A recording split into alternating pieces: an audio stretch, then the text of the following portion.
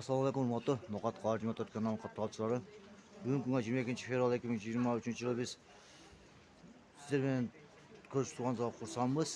Биз билен алсай лайк басып туруңуздар. Ноқат шаарына баарыңыздарга жалынычуу салам айтмакчыбыз. Биз азыр биринчиле Капитал банкка келдик. Капитал банкта канча экен курстар ошонун жерде маалымат алабыз. Бизден алсай лайк басып комментарий жазып коюңуздар. Унутпаганда кеттик анда.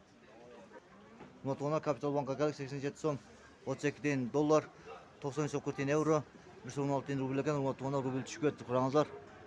Туғандар, эмне кылабыз эми, сабыр кылабыз, көтөрүлүп калышы мүмкүн. Барыңыздарга тынччылык, аманчылык каалайбыз.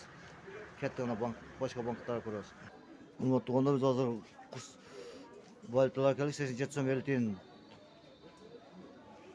доллар, 1 сом 15 тиын рубль, казак теңгеси 0.13 тиын, өзбек суму 0.75 тиын. Караңыздар. Урматтуу туғандар. Бул валюта деле ошондой экен, караңыздар, урматтуу туғандар.